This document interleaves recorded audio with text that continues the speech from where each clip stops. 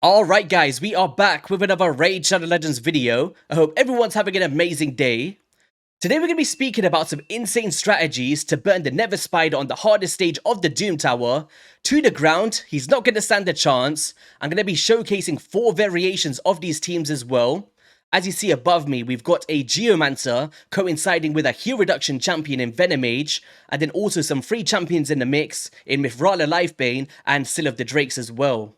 I'm going to be switching up this team to take heal reduction out for anybody that doesn't have it. And then also towards the end of the runs, I'll show you a traditional style team which has no Geomancer in it as well.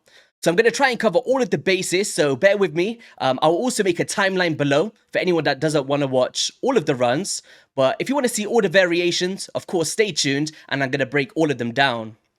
But also, before we get into this, we've got Halloween coming up, right? The spooky season. So let me know in the comment section below, what is your favorite horror movie franchise of all time? Like, for me personally, it's got to be between maybe Halloween. I loved that, all of those movies. Or Saw. I really liked Saw as well. But give me some recommendations. I want to try something new this year and, you know, watch some new movies. But alright, Nether Spider.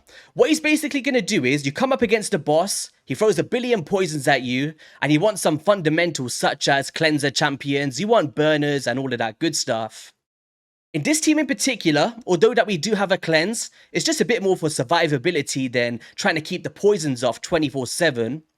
As we're going to be actually wanting the spiderlings to kill us so we can reflect as much damage back to the boss as possible to get the fastest times. As you see here, 1 minute and 29 seconds, and I definitely feel like I'm cheating when I'm using this team, guys. So let's go into this one first. Just show you how it's working. And also in the comment section below, let me know what kind of teams do you use for the Nether Spider currently. And if you found this video useful and want to see more like these, because I always like to focus on the Doom Tower and strategies for it. So if there's any boss that you're struggling with and you feel like I haven't covered it already, feel free to let me know. I'll consider it for the future, right? So we've got some presets, we've locked some skills off, and we just want to clear these waves as quickly as possible. Of course, it's the Affinity Breaker set, which is a little bit niche, granted, if you want to farm it. But I know that a bunch of players just want to get it done just to carry on the floors, right? So we're just coming through here. Although saying that, I do use Affinity Breaker on my Stag Knight for the Iron Twins Fortress, and then also on my Wither the Crowned, my Enfeeble tank for the Phantom Shogun's Grove, so I'm not placing weak hits while it's under that debuff. So it does have its places in the game, right? So right here, we got all of the poisons coming out. Oh my god, it's going crazy, right? We're now going to cleanse it off, make it look a little bit easier. Then we're going to place our burn ability from Geomancer, implementing his Stone Guard passive. Then we're going to come through with a Venomage, who's going to apply a heal reduction debuff. And now the boss can't heal from those counterattacks. And then he's just taking all of those reflections, right? It's insane. Like, you do want to bring some form of a Venomage. He's really good for this, but I didn't want him in this first team. I want to keep this one more of the budget one, right? To an extent, of course, if you don't have a Geomancer, it's really hard to replicate or impossible to do it. But, you know, if you do have this champion, bringing in any heal reduction, doesn't have to be a Venomage, as long as it's the 100% variation and a few revivers or cleansers, you'll be good to go. So right here, we're going to hopefully cleanse this off with Mithrala Lifebane. We've got a bit of a revive here. That's cool. There we go. Getting some instant damage from the poison as well. There we go. We got no poisons on us at the moment. They're starting to ramp up a little bit now. And this rotation's a bit brutal as well, so you might see that your Geomancer's taking a bit more of a smack than usual. I believe the other rotation is magic. Or I should be focusing on just the boss here. But there we go. A couple more hits and this is going to be finished. 3, 2, 1, and boom. Well, one more turn, pretty much. There we go. So 2 minutes and 30 seconds, you know, you can see that was very viable. We didn't even need Rector Draft in the team. She did no revivals. Our Seal of the Drakes did it for us, being a free daily login champion. And for Rector Draft's position, you can just bring whoever you want here. If you're just focusing on more healing, you could put a Venomage or a Vogoth, sorry, in that situation and tank up some more of the hits. It's very versatile. The main components you need is the Geomancer and the heal reduction. Outside of that, very flexible in terms of these three options. You could bring in Raglins or Pythions, which we're going to show today, or just any other revivers or cleansers. So really cool team, right? Now, in terms of the presets for this one, I'm going to try to speed through these, but I'll show you all of the gear and the stats and masteries towards the end. And I must say that I've not geared these champions to a high caliber. Very basic, we're just trying to reach the accuracy thresholds, some decent speeds to take a turn, and that's all, guys. You're going to see that later, demonstrated. So, Geomancer, we've just locked off on the, on the waves, so we've got the burn active. On this one here, we want to have the Brimming Silex to opener, so we lock it off on round 2.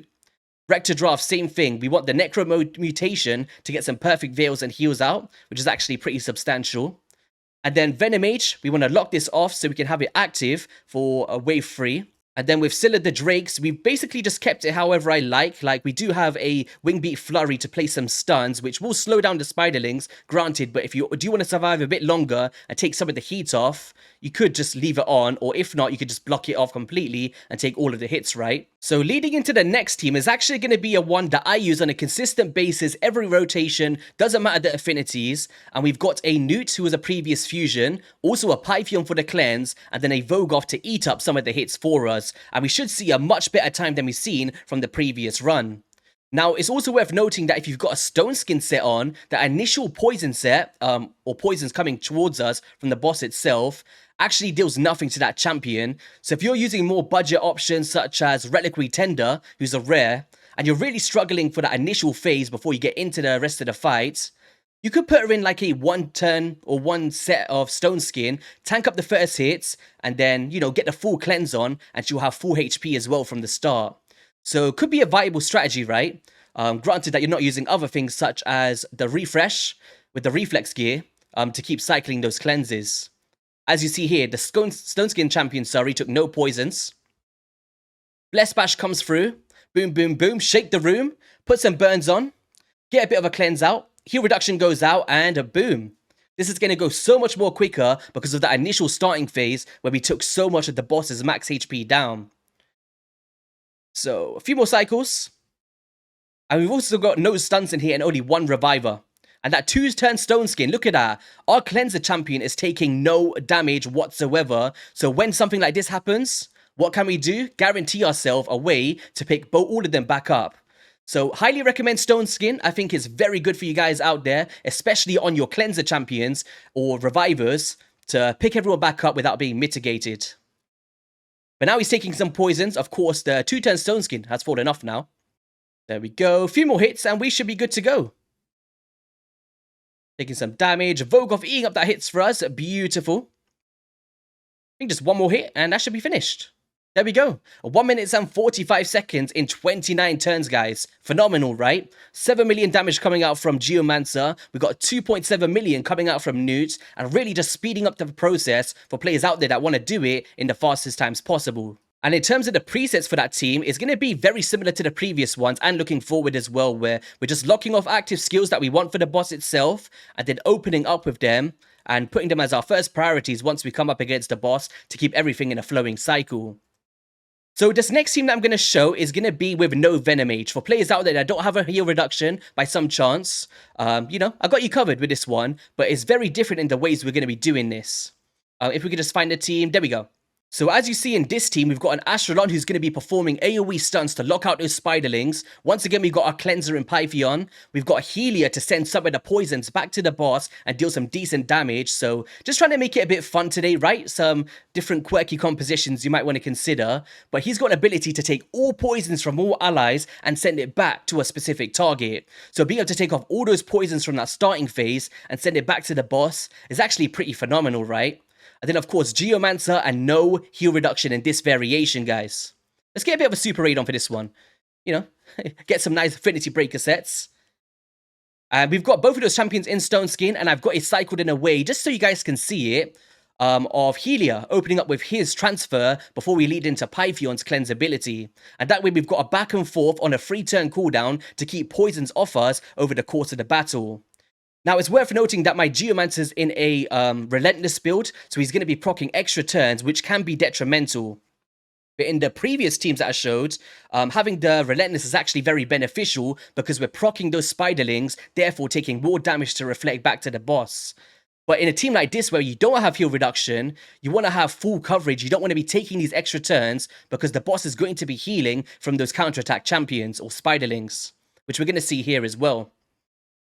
Hopefully not. Hopefully it goes pretty smooth and we don't get a bunch of extra turns. But we leave it on full auto for now. Put our focus on the Spiderling. Definitely highly recommend doing that, guys. So you're going to see here, stun goes out, so now they can't counterattack. Our burn goes out, boom. And then right here, Healy is going to take all of these poisons off, send them back to the boss. Pretty decent, right? Get some more damage out. And this is going to be like the extension. If you want to put some accuracy on him, feel free to do so. So this way, we have got no counterattacks, right? Phenomenal. And we're going to get a full cleanse. We've got some block debuffs. It's nice.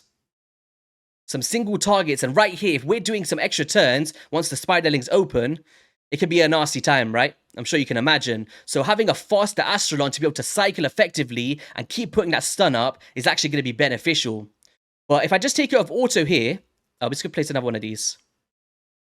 You can see that with the passive, fills this champion's turn meter by 3% each time an ally is hit, and this is allowing him to keep coming through as so, placing these stun debuffs, locking off those Spiderlings, so we're not taking any more poisons than we need to without the heal reduction on. So, you know, pretty self-sailing. We're still carrying on here. Go, a few more hits. It could have been a lot faster if I didn't pause it there, maybe around 2 minutes 30 or so. Bit more of a cleanse, and you can see, very self-sailing, something you guys could bank on. You don't need to use Helior. I just thought I'd throw him in there, because I keep managing to pull the Teletubby Shield. How many of you guys have the Teletubby Shield, by the way? Pretty good champion for Dragon as well, guys. You know, he's got an active skill, sends the debuffs back. You can send all of the poisons back to the Dragon, and actually works out very good for teams out there. So here we go, nearly finished. See, there's the extra turn, so it's actually good that this happened, just to show you guys. But if he leads him with the A1, basically, he procs the counterattack, and then everybody heals back up, which we don't want to see. But we managed to keep that stun active, right? Pretty cool. One more hits. Well, this is finished now, because he's going to come with a bunch of counters, finish them off in under 3 minutes, 61 turns. But pretty sweet once again, and we got almost 2 million damage coming out from Helior here. Pretty sweet, right? And then presets, of course, is going to be the exact same as we've seen prior, where we're locking off the active skills on all of our abilities, saving them for the round 3, and we'll be on our bike to victory. So, as promised, it's going to be a final team, which is kind of a traditional style team that I used to use in the past.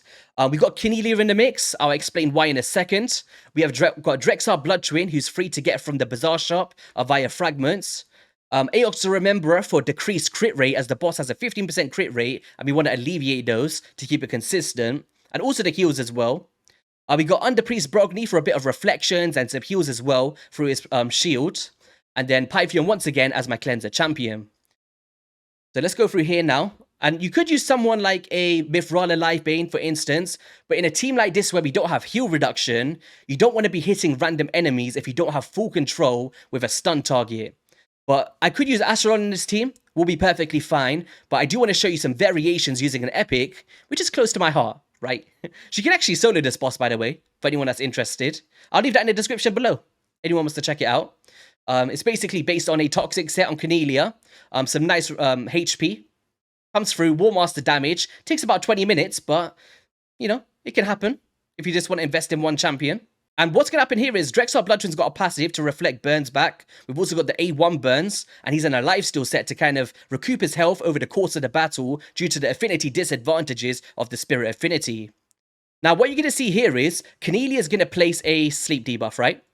You see that? Sleep debuff on all of them. And you might be thinking, once they get woken up, they're counterattacking. What's going on here? Well, actually, it can be replaced with a fear. So let's see this in action. Let's keep the A1s on. We get a bit of a shield on. You know, we want to tank up some of those hits. There we go. Reflect some damage back as well. Pretty decent. And the gear on him is terrible, by the way. So decrease attack, decrease crit rate. Phenomenal, right? So whenever an enemy loses a sleep debuff placed by this skill, has a chance of replacing it with a fear instead. So when they try to counterattack, there's another chance for them to miss another turn. And this 2 turns of crowd control can be very beneficial when we're not focusing on the Spiderlings and hitting them. And also, if you don't have block debuffs, you've got this revitalizing rest, and you can put it onto your lead position or whoever you want to if you're manualing it, and get them up to full health once the spiderlings hit those champions. So actually a very good option here. So Burn's going out. You're going to see some fierce proccing now from, you can see it there on the left-hand side. So boom. Going to be taking some more damage here. War Masters, we got some heals, some more cleanses, and this is going to cycle for the entirety of the run, guys. So let's just see if we can get one more sleep, and then I'll come back to you towards the end, I guess. So we'd have to see if it takes about 4 or 5 minutes for this one. More sleeps. They're going to get replaced with fears. There we go. So it's just really cool to see that cycle of an epic champion not implementing AoE stuns, which is like the normal version for crowd control, and it's still valuable to do because we're just placing it and we're not actually hitting the targets, therefore we're not proccing their counterattack, which is pretty sweet, right? So yeah, I'll come back to you towards the end of this run. Let's see where we're taking it, and be right back.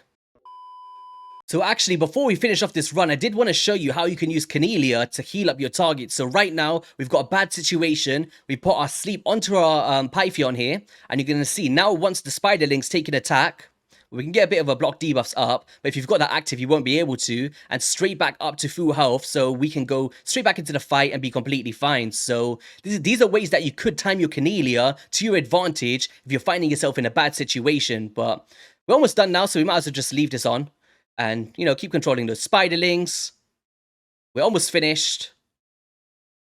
And my champions are not in good gear. When you see Underpriest Brogni, or Underpants Brogni, as I like to say, you'll be like, what's going on, YST? Rebuild your champions, dude. So as you see here, Pythion's come off again. We can put the sleep back on. Once he gets woken up by an enemy, full HP again, get through our revivals, and you can keep yourself in this cycle to keep that reviver topped up. And I think that's phenomenal, right? On such a 2-turn cooldown, so it's consistent. So you might want to take full manual control. You know, I was leaving it on full auto up until that point, but I seen it got a little bit dicey, had some control, and 107 turns, 6 minutes, but if you have like full auto and I'm not explaining things, it's around 4 minutes and 30 seconds, and Drexar with a 9 million damage, and some decent one coming out from Underpriest. So yeah, very same thing, guys. We got all of the presets on wave 2, locking them off for wave 3, and you know, we've got single target champions and locking off AoE abilities such as Underpriest A2 ability where he does the AoEs. Just focusing on single targets. Now, in terms of the champions that I used today and the gears and stats and stuff, we got quite a few because we showed a lot of teams. You can see here that Underpriest Brogni is in decent HP, 50,000, 60,000, 194 speed. Look how slow that is. Players usually have at least 240 to 250, so definitely ramp this up. Accuracy so low, I can't even place a burn from him, guys. So just shows the value where if you optimize it, a lot more sustainability can come out by the value of this shield, right? Which is, where is it? Also places a shield equal to 30% of this champion's max HP, which I wasn't making full use of, with like a crit rate gauntlet and stuff, right? And attack percent chest plates. Mastery wise, we've gone down to Giant Slayer and the defensive tree. Pythion, granted, very good build, Stone Skin, something that I like to use for Arena. 226 speed, keeps us in our cycle, nice HP, and enough resistance for, you know, the waves or whatever that may be. We're still taking those poisons, and then fully booked and masteries as so, defensive and support tree. Drexar Blood Twin in a lifesteal build, nothing crazy here. We just got decent HP, good defense, we've got defense around the board, and enough accuracy to place our burn debuffs with that passive, which can reflect them back. And he is not booked whatsoever. Once again, guys, optimization is not here. Mastery is down to Giant Slayer because he's got that triple hit A1. Aeos the Rememberer is in a random stun set for Faction Wars, even though he doesn't do like AoE hits, but there we go. 159 speed. YSC, are you really trying to... What is this? This is embarrassing. 159. I can't even keep up with the Spiderlings. Still managed to get the job done, guys. Cornelia, just put this build on now. Perception, which you can get from the Forge, using these 2 abilities here, and Masteries down to the War Master with some decent HP, decent speeds, good to go. Helia, 1-turn Stone Skin. Mainly for Dragon, we got 50,000 HP, 4.5k defense, 200 speed, relatable, right? Crit rate and crit damage, no care in the world for, and high resistance and no accuracy. Why is that, you may ask? Because he converts his champion's resistance into accuracy when using this skill. So the more you can ramp it up on this champion, you can send everything back from your allies and he'll be good to go.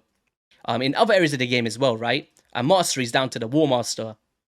Astrolon, random gear. I don't even know what I was thinking here, just for the video. 230 speed, no crit rate, a bit of good accuracy for the stuns, and that's pretty much it. Our mastery's down to War Master. This Geomancer's in War Master, you might be intimidated by the 5-star blessing, but it's not making a huge impact here.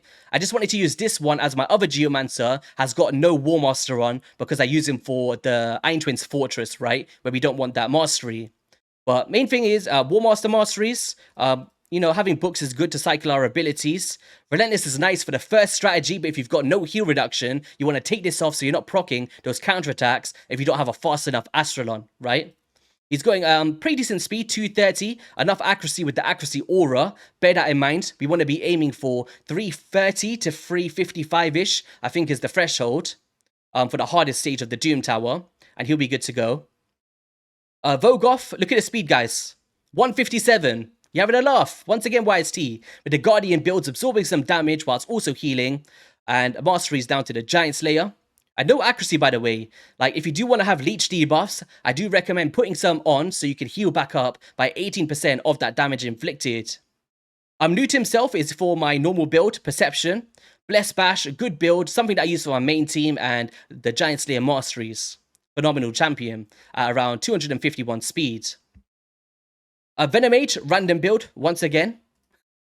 We got 215 speed, enough accuracy just to place our debuffs, and that's all that I'm caring about with sustainability and the masteries with the War Master. Mithrala Lifebane, pretty decent build, once again. We got 271 speed, which is something that I use elsewhere, so pretty viable for here as well.